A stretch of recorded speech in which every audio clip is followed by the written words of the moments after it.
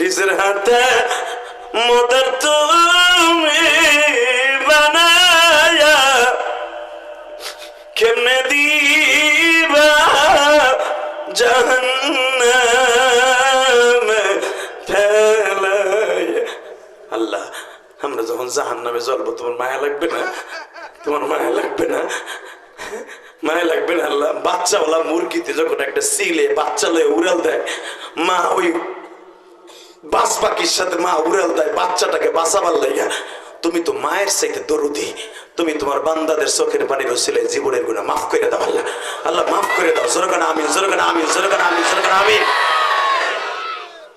তাহলে ওয়াদা দেন, আল্লাহ আজকে মাফ করতে বাধ্য। প্রথম ওয়াদা দেন, হুজুর মুনাজাত করে যাব। 2 নম্বর ওয়াদা দেন, নামাজ পড়বো। 3 নম্বর ওয়াদা দেন, জীবনে কোনোদিন মা বাবার সাথে বেইমানি করব না। আমি ওয়াদা দিয়ে গেলাম, আজকে আপনি মাপ পাবেন ইনশাল্লাহ। বলেন সবর কারে কয় শুনবেন না? একটা নবী একটা পোলার জন্য 45টা বছর অপেক্ষা করতে করতে কানতে কানতে এই চোখ দুইটা বন্ধ হয়ে গেছিল। একটা ছেলের জন্য, একটা ছেলের যদি ভালোবাসা বাবায় 45 বছর অপেক্ষা করতে পারে, রাস্তার দিক তাকায় থাকতে পারে, যদি কেউ রাস্তা দিয়ে হাইটে যাইতো এমনি বলতো ওই যে আমার ইসু বাইছে। যদি কোনো কেউ যদি আসতো, ইসুফ নামে কোনো লোক থাকতো, দৌড়ে যে বুকের মধ্যে নিয়ে গেরান নিত, কারণ চোখের আলো তো নাই, গেরান নিত, দেখিত আমার ইসুফের গালের থেকে যে গেরান আসে তোর গালে তো গেরান আসেনি। আল্লাহু আকবার চলতে পারলেন না? জোরে জোরে জোরে জোরে জোরে। ও বাজান, আমাকে দেশের শাসক আছে খালি গরিবের তামাইরে খাইছে। কথা কর না কেন? মেম্বার, শহীদার, দফাদার, চেয়ারম্যান সবগুলা গরিবের তামাইরে মেরে খাইছে।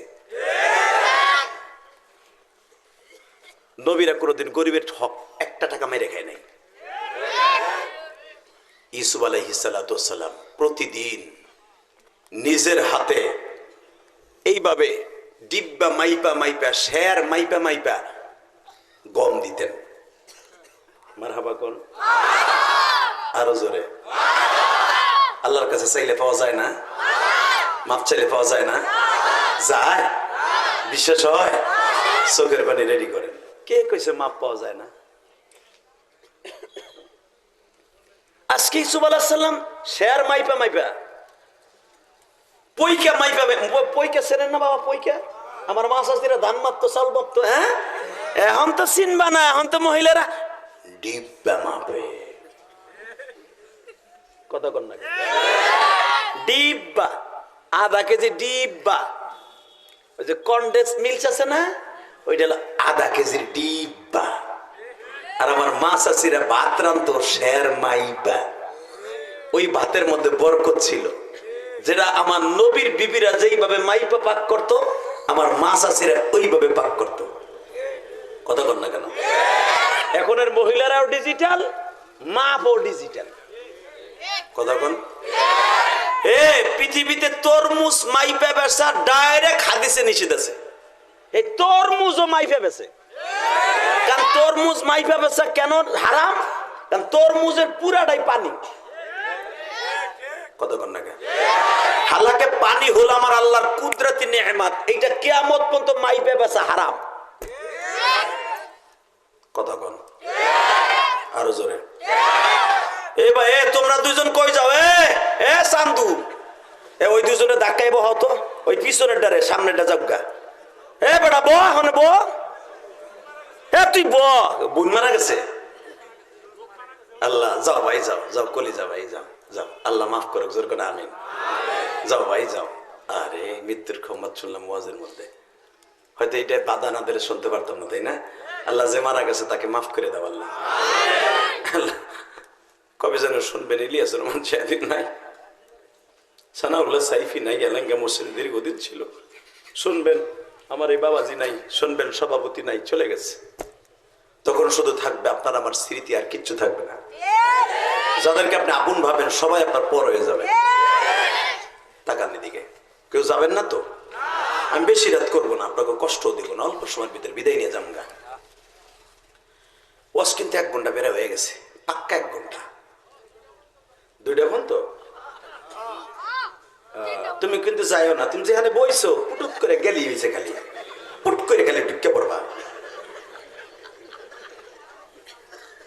দেখবো আমি তোমার দিকে খেয়াল করবো চান্দু, তুমি খালি উঠতে যাই ওর কলার ধরে বহাবি টাই না, 2টা বন্ধু যেন 1 মিনিটের লেগে না যায়। আমি যাবো গাও যেন 2টা বন্ধু বয়ে থাকে।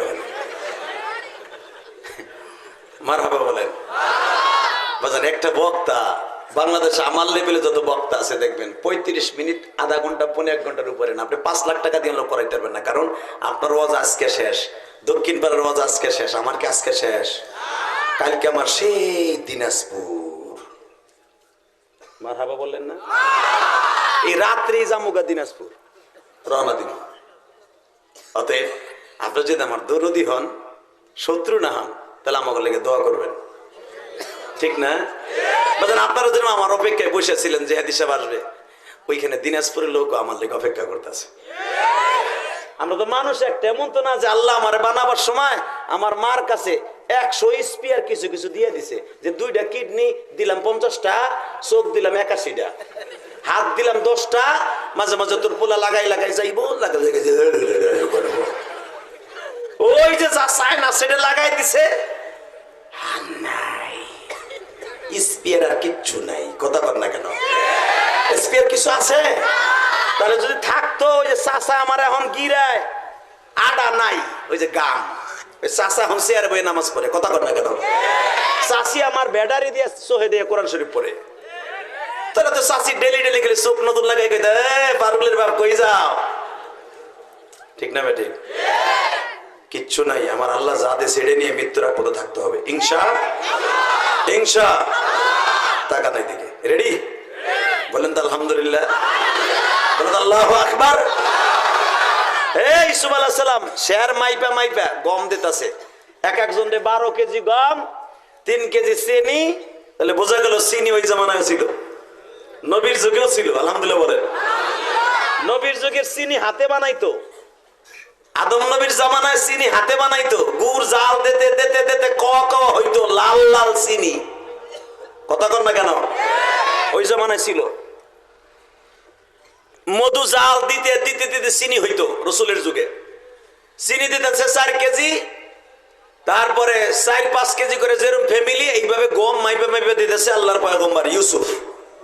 হঠাৎ করে একটা ছেলে হাতের মধ্যে গমের বস্তা নিয়ে, হে গমও নাই না কিচ্ছু না, লাইনে খাড়াই দিছে। ইউসুফ আলাইহিস সালাম জিজ্ঞেস করে, ভাই তুমি দাঁড়াই রয়েছো কেন, গম নিলে নাও, নালে লাইন ছাড়ো। আমি গম নিতে আহি নাই, আপনারে দেখতে আইছি। সুবহানাল্লাহ, বাড়ি যেয়ে কইেন আল্লাহ যারা জোরে কইব সুবহানাল্লাহ, তোমার নবীর নাম শুই না ইউসুফ নবীর সাথে জান্নাত দান করব। প্রত্যেকবার বলবেন কেমন? আল্লাহ আপনাদের কবুল করেন। তো সবাই কইতেছে বেটাই, এই লাইন ছাড়, সর বেটা, গম নেয় না, কিচ্ছু নেয় না, বস্তাও পাতে না, নবীরে দাঁড়াই দাঁড়াই কষ্ট যায়, বেটা লাইন ছাড়। ওই যুবকটা বলতেছে, আমি গম নিতে আসি নাই, আমি নবীরে দেখতে আইছি। দেখা হয় নাই, সর, আবার একটু পরে দেখিস, না যত দেখি তত মজা লাগে। ইউসুফ আলাইহিস সালাম বলেন, ভাই তুমি চাওটা কি বলো তো, যে 1-1.5 ঘন্টা গম দিতেছে, আমি দাঁড়াই দাঁড়াই আমি নিজে ঘামায় গেছি, আর তুমি এখানে গম না নিয়ে বস্তা না পাতিয়া তুমি এখানে খাড়ায় খাড়া আমার দেখতেছো, দেখলি কি পেট ভরবো? ভাই আপনারে দেখলি আমার পেট ভরবো। ইউসুফ আলাইহিস সালাম বললেন, তোমারে কতটুকু দিলে খুশি হবা? বলে, ইউসুফ আপনার জীবনের সব দিয়েও আমার ঋণ শোধ করতে পারবেন না। ইউসুফ আলাইহিস সালাম বলে, তোমার আমার জীবনের সব দেওয়ার পরও ঋণ শোধ হবে না মানে? তুমি তোরে কে? ইউসুফ যদি আমি কে এই পরিচয়টা দিতে হয়, তাহলে আপনার পাশে আইয়া কানে কানে দিতে হইব। আসলে আপনাকে কষ্ট হয়ে গেছে, শেষ করে দিই এই পর্যন্ত। আল্লাহুম্মা আমিন। চলবে? না চলবে কথা কিন্তু ডাইরেক্ট কোরআন শরীফ। আপনি ভাইবেন না আমি গোপালগঞ্জতে লইছি অথবা কেরানীগঞ্জতে লইছি। এই মুসলমানের বলে এমন জোরে আওয়াজ দিবেন আপনার জীবনে দেন নাই। রেডি? এই সব আমি যদি আমার পরিচয় দেই কানে কানে দিতে হবে। ইসা আলাইহিস সালাম কইতে আসেন উপরে আসেন, আমার গোটা জিন্দেগি আপনারে দিয়ে দিলে আপনার ঋণ শোধ হবে না, দেখি না আপনি কে। বলে আমি এখানে বসলাম, আপনার কাজ শেষ করেন, পরে আপনার সাথে আমার কথা হবে। 14 বছরের পোলা, 12.5 বছরের পোলা বা ইখতিলাফ 12.5 অথবা 14 বছরের যুবক পাশে বসে আছে, পূর্ণিমার চাঁদের মতো চেহারা। ইউসুফ আলাইহিস সালাম কাজ শেষ করলেন, জিজ্ঞেস করলেন এখন বলো ভাই। আল্লাহর পয়গম্বর আমি আপনার সেই আব্দুল্লাহ, যে আব্দুল্লাহ আপনাকে আপনার পক্ষে সাক্ষ্য দেওয়ার মতো এই মিশরে কেউ ছিল না, আপনার পক্ষে নির্দোষ প্রমাণ করার জন্য কেউ ছিল না। আমার বয়স ছিল মাত্র 2.5 বছর থেকে 1 বছর কি 1.5 বছর। আমি সেই 1.5 বছর থেকে 15 বছরের ছেলে আব্দুল্লাহ দোলনার মধ্যে ঘুমায়া ঘুমায়া আমার আপন খালার বিরুদ্ধে আমি সাক্ষ্য দিয়েছিলাম। আমি আপনাকে নির্দোষ প্রমাণ করেছিলাম। আমি বলেছিলাম কুদ্দামিন দুবুরিন, যদি ইউসুফ আলাইহিস সালামের জামা পিছনের থেকে ছিঁড়া হয় তাহলে ইউসুফ দোষী, আমার আপন খালা জুলাইখা নির্দোষী। যদি সামনের থেকে ছেঁড়া হয়, যদি পিছনের থেকে ছেঁড়া হয় আমার খালা দোষী, ইউসুফ নির্দোষী। সামনের থেকে যদি ছেঁড়া হয় ইউসুফ দোষী, আমার খালা নির্দোষী। ইউসুফ আলাইহিস সালামের চোখগুলো বড় হয়ে গেল, বাকাত চোখের পানি ছেড়ে দিলেন। আব্দুল্লাহকে বুকের মধ্যে চেপে ধরে বলে, আব্দুল্লাহ রে, এত বছর আমি ক্ষমতায় তোদেরকে বিশ্রাইতেছিলাম,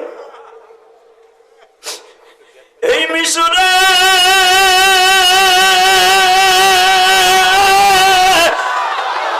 আল্লাহ সারা বান্ধব আমার কে হয়েছিল না,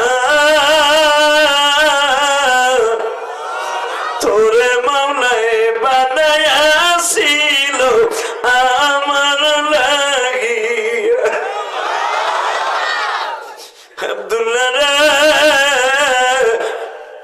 তুমি কি সেই আব্দুল্লাহ যে আব্দুল্লাহকে কোলে করে তোমার খালা জুলাইখা পাশের রুমে রাইখা অর্ধ উলঙ্গ হইয়া তোমার খালা হাম্মাদ দিঘি বা হাম্মা বিহা, তোমার খালা সমস্ত বডিটারে উলঙ্গ করিয়া আমার সামনে যখন দাঁড়ায়া ছিল সিনার প্রিপারেশন নেওয়ার জন্য, আমি তখন বলছিলাম ম্যাডাম আপনি আমার ছেলের মতো লালন পালন করছেন, আমি আপনার পাও দুইটা ধরছি, আপনি আমার চরিত্রে কলঙ্ক লাগাইন না। তোমার খালা আমার জোর করে যখন গাড়ির উপরে পড়তে আসছিল তখন আমি লাফ দিয়ে দাঁড়ায় বলছিলাম, মালিক তুমি সারা এই জগতে, তুমি সারা এই জগতে ইসুকে বাঁচাবে, ইসুবেরই বান্ধব বলতে কেউ নাই মিশরে। আল্লাহ আল্লাহ গো, আমার মা থাকলে হয়তো এই দৃশ্য দেখলে আমার টান দিয়ে ঘরেতে বাইর করে লাইতো। আমার আব্বা পয়গম্বর, আমার আব্বা পবিত্র, আমার আব্বা এমনই একজন পয়গম্বর, আমার বাবা পয়গম্বর, আমার দাদা পয়গম্বর, তার বাবা ইব্রাহিম খলিল পয়গম্বর। আল্লাহু আকবার, আল্লাহু আকবার। আল্লাহ আল্লাহ, আমি যে জামাটা সাথে নিয়ে আসছিলাম আমার ভাইরা আমারে যখন কুয়ার মধ্যে ফেলে, এমন একটা জামা আমি পরেছিলাম যেই জামাটা আমার দাদা ইব্রাহিম, আমার দাদার দাদা অর্থাৎ আমার বাবার বাবা হলো ইসহাক, মিল্লাতা আবাই ইব্রাহিম ওয়া ইসহাক ওয়া ইব্রাহিম। আমার বাবা ইসহাক হলো আমার বাবা। ও আল্লাহ আল্লাহ, আমার বাবার বাপ ইয়াকুব হলো আমার বাপ, আমার ইয়াকুব বাপের বাপ হলো ইসহাক, ইসহাকের বাপ হলো ইব্রাহিম, জাতির পিতা। আমি পবিত্র বংশের পোলা। আল্লাহ তুমি আমার তওবা কবুল করো, আমারে বাঁচাও, আমারে বাঁচাও। ওই জামাটা গায়ে দিয়ে আমি কুয়ার মধ্যে ছিলাম, ওই জামার বরকতে তুমি আমারে বাঁচাইছো। আল্লাহ আজকে সেই জামাটা গায়ে দিয়া জুলাইখার পূর্বাঞ্চলে পড়ে আসছি।